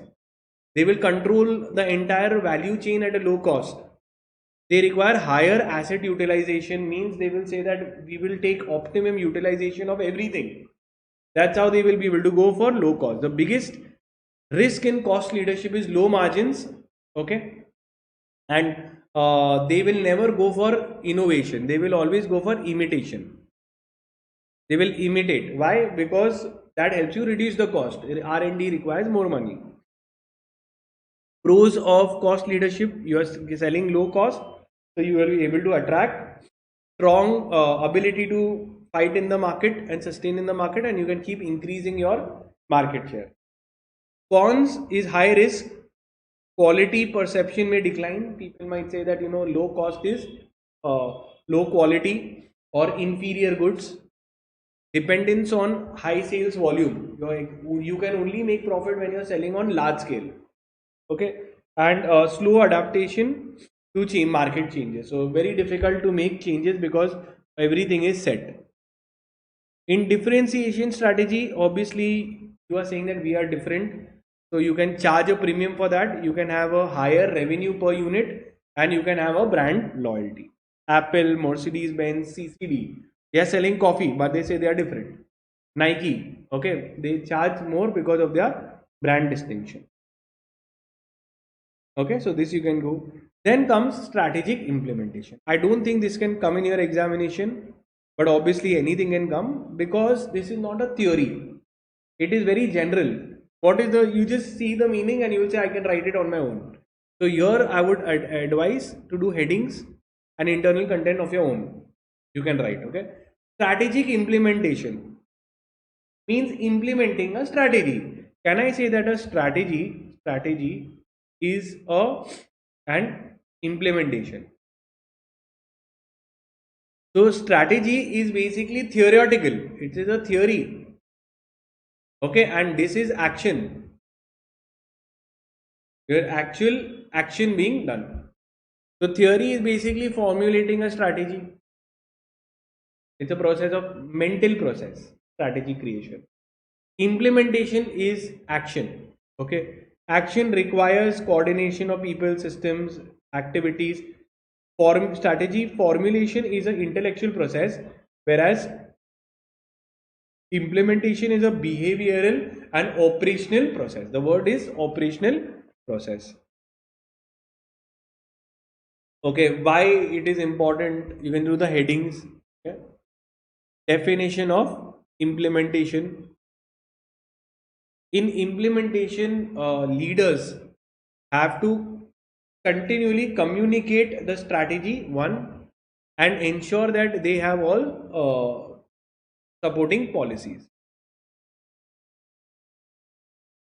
Now strategy formulation and implementation. Strategy formation is a concept, as I told you, it is a theory, while implementation is action oriented. The keywords you write, you will be able to build. Relation between formulation and strategy implementation, very simple, you can write. Two linkages, one is forward linkage and the other one is backward linkage. Now let's understand forward and backward linkage. formulation influences implementation. Okay, because all systems and procedures, processes must follow the chosen strategy. So forward linkage means what? When I make the plan, then with the basis of the plan, I can move forward to making the implementation. So forward linking means the plan helps us move forward. So plan helps us move forward towards action. Backward linkage means implementation influences formulation because you get feedback. So here what happens? The same thing, you get feedbacks. You get feedbacks will help improve plan. So both are interconnected. Plan can also help, and this helps backward improvement. Clear, very simple, very logical. They are interdependent on each other. Now strategy implementation supporting factors. So this you can do the headings. Okay, what are the factors that help me implement a strategy? One is a action plan, a detailed action plan, a proper team, that a organization structure is there, humans, okay, human factors such as managers, etc. Okay, a proper money, controlling, monitoring day-to-day operations for issues in implementation. Now imagine when you actually go to implement a plan, what all issues can come. So according to me, human factors can come, environmental changes can come, structural conflicts can come, headings are enough. You could say legal issues can come, resource allocation, money got over, communication gaps can come in, okay, leadership styles can be done, okay. Then comes managing strategic changes. Now understand that whenever there is a change, understand this, whenever there is a change, there will come humans don't like change, okay, so there will be a resentment to change, resentment. Now this is important. This is a concept called as change management. It is called as change management. Whenever you are incorporating a change, you have to know how to manage that change, because otherwise the entire strategy will fail and the implementation will fail. So what do I need to do? So first thing is, I need to tell, like let's take an example so you'll understand better. Example is M&A, mergers and amalgamation. When two companies are merging, company A is merging with company B, and both these companies will be shut down and it will be made company AB. So the employees will get scared that my company is going to shut down. I don't know what is going to happen. What is the new management, new manager, new management style? I don't know how I'll sustain. I don't know who will be laid off. So how does the change management should be done? First thing is educating all your employees and communicating to them the benefits of the change. Second, I have to involve them in participation, have meetings of each other, let help us in doing the merger, so they will feel more confident.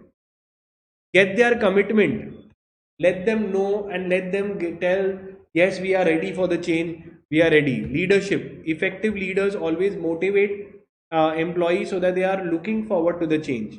Psychological counseling, because some would still crack down, and coercion, if someone is not still listening and doing this, then you need to have some you know strict measures to get your commitment.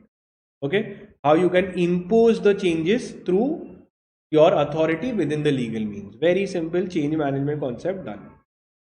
So now we have done with the second part. First part we saw the potter's guy is most important, then we saw strategic implementation, second thing. Now strategic implementation, in that you have to apply change management, which was important.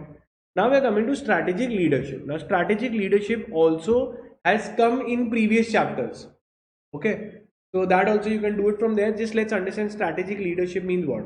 Whenever I talk about a strategic leader, you have to understand that they always motivate, they communicate, they make the plan, they pursue with the followers to support.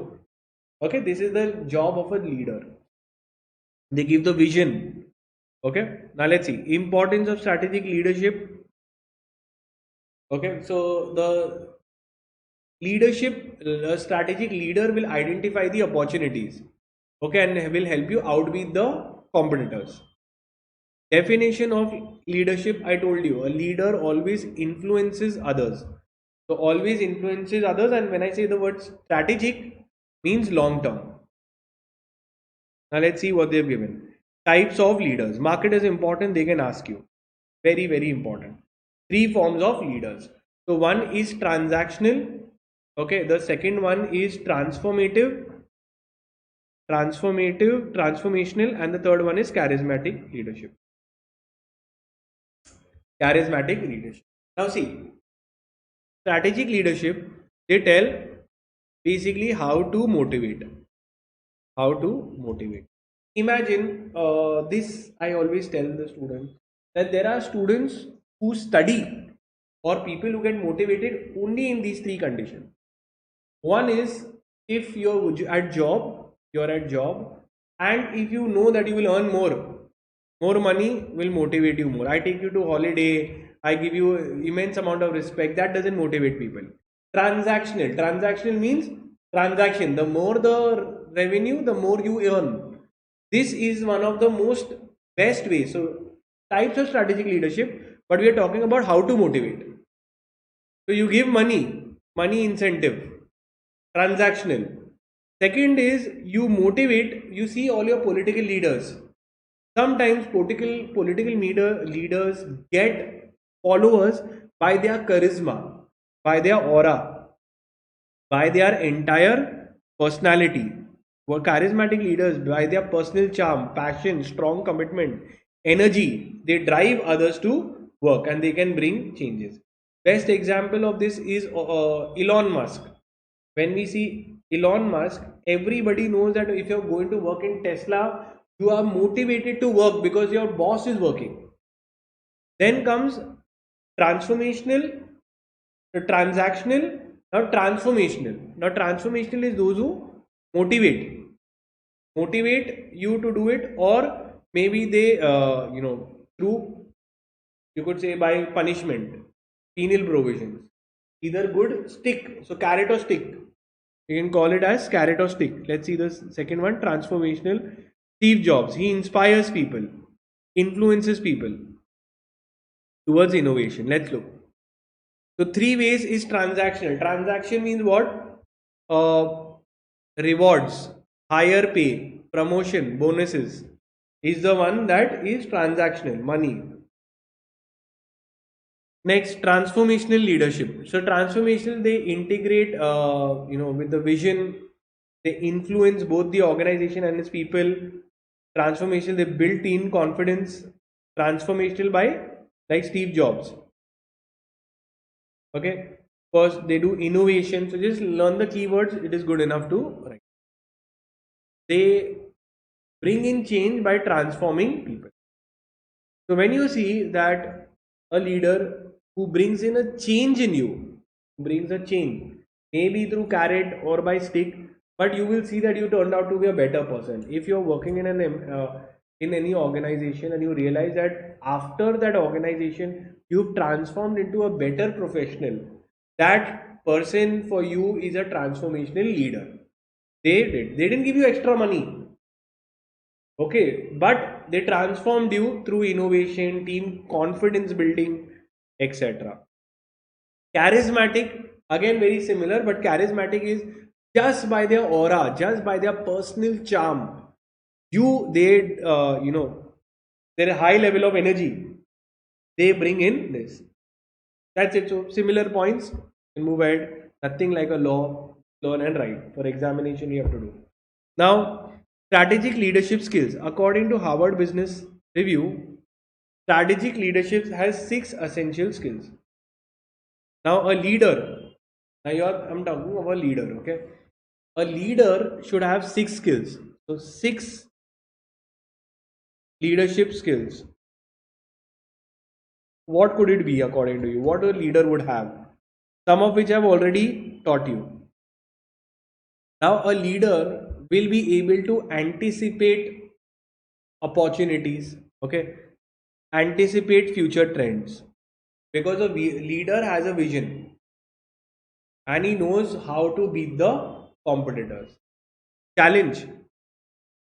Challenge is leaders challenge the assumptions given, means they have a ability to challenge the facts. They will say, no, I don't believe. Elon Musk, best example. Why can't we go and live in Mars?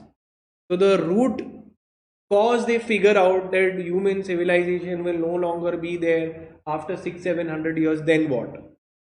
So they challenge, interpret. So they can do all these, they can decide, they can align the interest of all the stakeholders and they can learn. So here obviously internal line you can write your own, but headings are enough.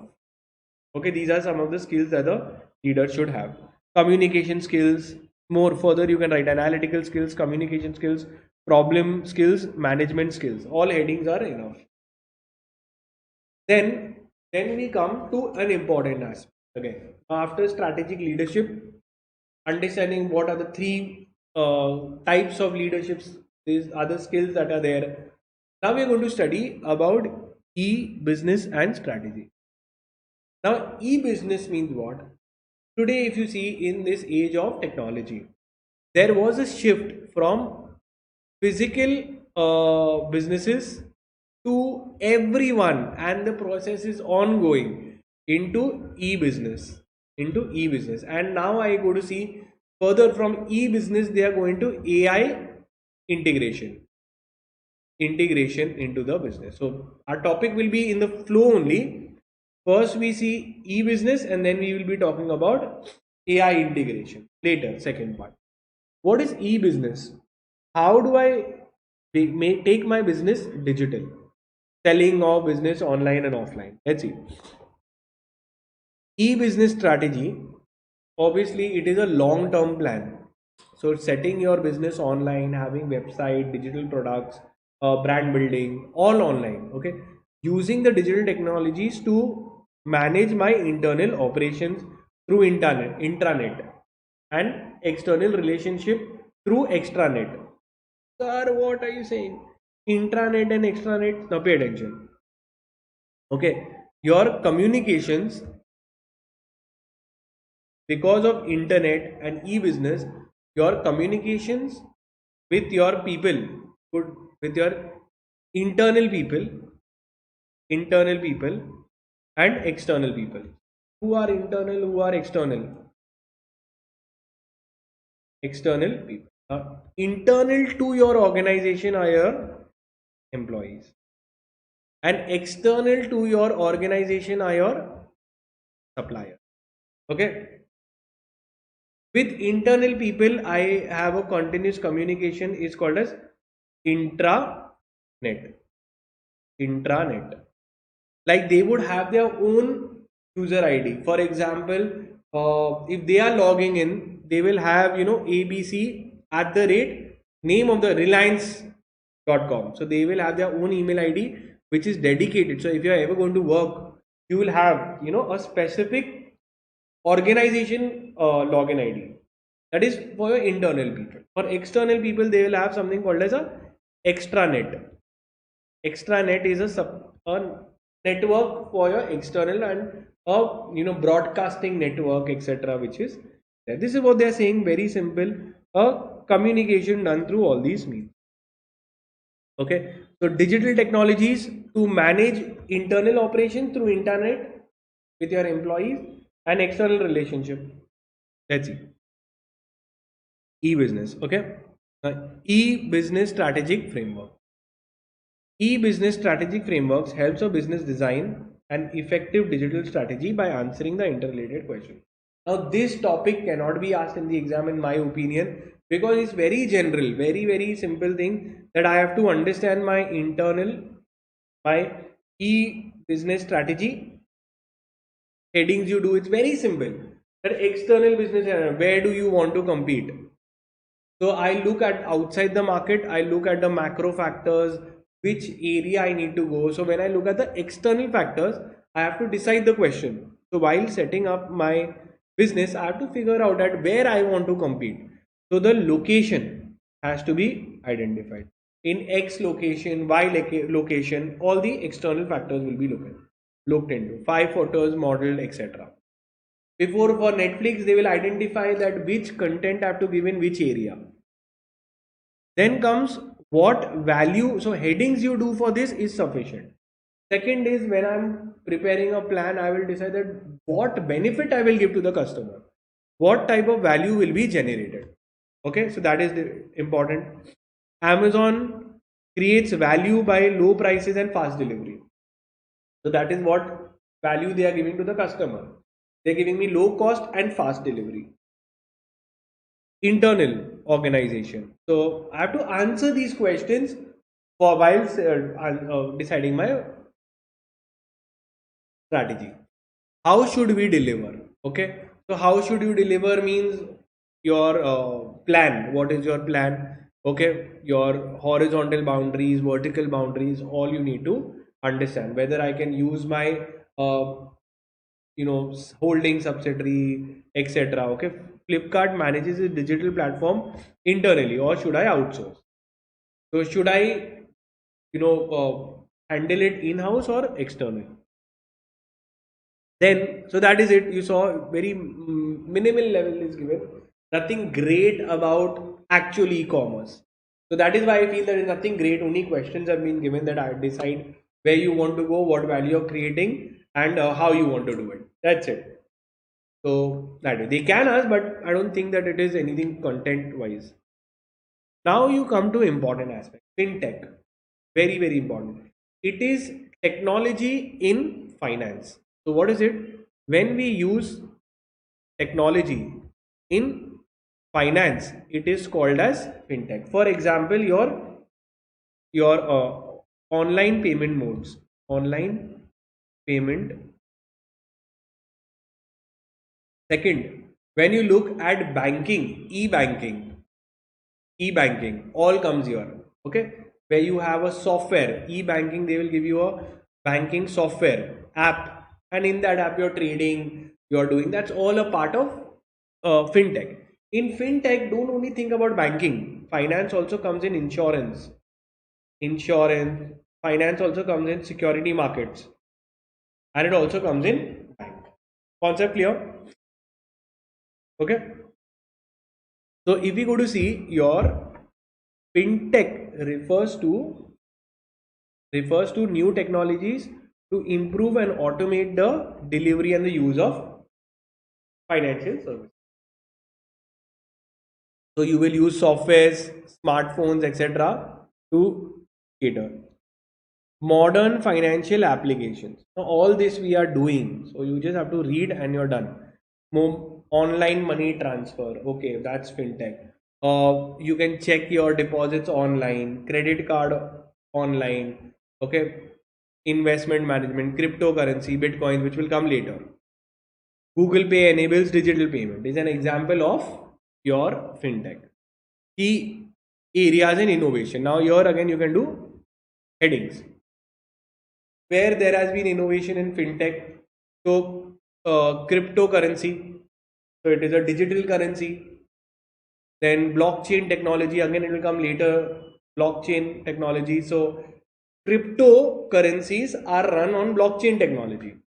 So these are all secure way of running. So these are all financial currency, right? It's a financial currency. It's an innovation. Smart contracts. Smart contracts is basically computer to computer contract is being sold. So one computer sends a message to the other computer and contract is automatically done. How it happens? For example, if one store says they have two business partners, okay, so this is a business partner, this is a business partner, they will say that moment the stock level goes below this, a reorder mail should go and they should automatically send it to me. So we automate the process where automatically we realize that the computer realizes that the stock order is reduced, because on sale they scan the barcode, they come to know that the stock is reducing and it goes below the threshold level, automatically mail will be sent to a supplier to send. So what happened? Computer program is sending the offer and automatically they receive it. It's an acceptance automated ways. no human involved. In humans are involved only while setting up the rule that this should be the contract when it should go. Mobile banking, insurance tech. Okay, nowadays we have then reg tech, technology used in your regulatory tech for KYC etc. to be done. Okay, robo advisors. This is like a chatbots which come in unbanked and underbanked services. So basically, those you are that in fintech has come in those sectors where it was unbanked earlier, like villages. Okay, fintech has given solutions to those who have limited banking facility. Cyber security, okay, cyber crime, digital threats, there has been innovation in that as well with higher level of protection. Fintech users the world B2B, B2C, and B2 small c, small b. That's all. Okay, then fintech we could say what all trends you see there's a what all issues can come up.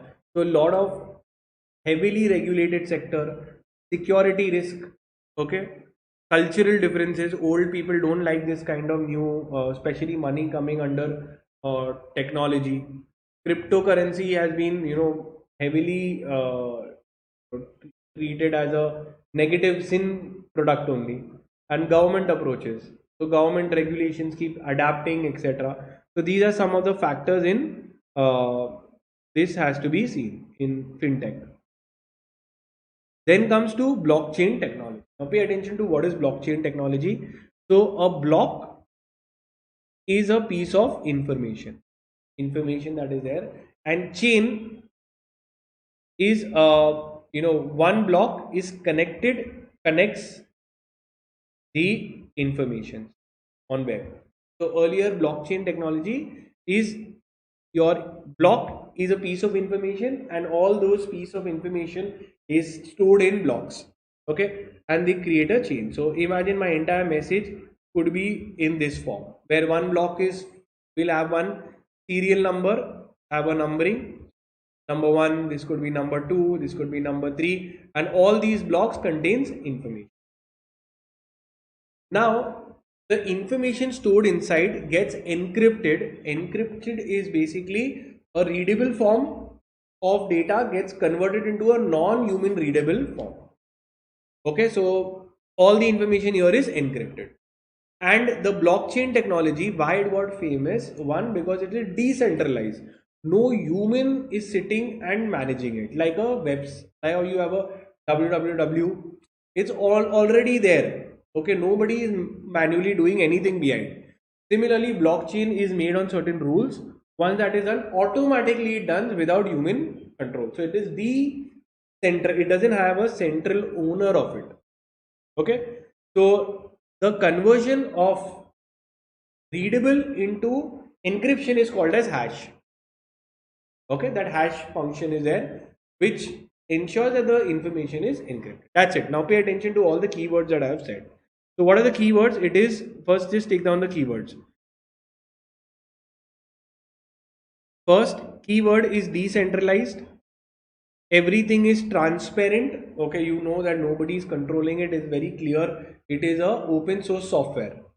And immutability means what? You cannot go and change the information in the block, because moment you do that, the code word will change, the hash number will change, which will not connect with the other blocks.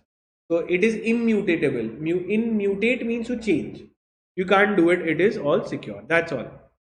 So let's see what is a blockchain. Now the keywords which I have told you, just understand. It is a system, okay, in which data is stored in a series of blocks, records called as blocks. Each block has a number, okay, has a unique identifier number which is called as a hash function. It is decentralized, that means no person has a control over it. Okay, it enables high security etc.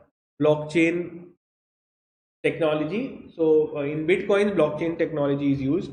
It was the foundation. Okay, it eliminates middlemen. it has proper security, reduces corruption, and fast delivery. Challenges in blockchain, obviously, regular laws of government, they don't allow. Second, you could say it started off with for criminal purposes, and then slowly it became to legal. Okay, so other countries have adopted this widely. Data protection is a big issue. Three three main things are there: centralized, transparency, and immutability. Means in traditional system there was a single authority which is controlling, like RBI or a central bank. This you don't have anyone. It is a open source software. Transparency, okay, so everybody, it's a open source software, so everybody knows. And very important, the users identifiers are hidden, though the cryptography and represented by public addresses, not names. Means you can see what is the block or that number, you can verify whether it is mutated or no. Okay, transactions are publicly visible, so obviously whenever you do a transaction, it's completely transparent. It can happen that this person has sent the information to this person, etc., but the names are hidden. Transparency is there with the numbering, so the person name is not given, is certain reference number is given to him. It cannot be changed information. Blockchain technology is used for all these purposes. Okay, and multiple things. And with this, we've completed the entire chapter. Okay. Clear till here? I want everyone to write clear in the chat box. Once I know. So I am done. One last chapter is there, which we will do it tomorrow and complete it. So tomorrow I will take the last chapter and I will also complete it. Entire 40 marks. The biggest, now pay attention to what I'm going to say, is what students miss out. They're trying to run behind the 60 marks. Imagine, now pay attention to this. In SMCF, if the 40 marks, which is part A, and it is seriously a lot, but it is scoring. What I have done, not a single word will come outside the marathon. I have covered every single topic in fast paced, everything. Out of 40, if you can get a 30, it is impossible for you to fail. Because out of 60 marks, on any bad day also, okay, you will obviously study something. It's easy to get 20 marks, 25 marks. But provided you get 30 and up in this part. So try your level best to perfect it, because it is going to be your savior. You might even get 33. So getting an exemption becomes very easy if your corporate funding, obviously everybody studies and they go, and getting 30 is not going to be difficult. Okay, so this should be a strategy, perfecting. Normally students spend their entire life on this, and this they neglect it, forgetting it is 40 marks of the syllabus. They're not able to write in that the definitions, names, they forget, or getting even one wrong in SM is a crime. Okay, so that is it. Just write GTG in the chat box. Okay, and that is it, guys. Tomorrow again at 5 o'clock I will take this session and complete this entire one chapter also for you.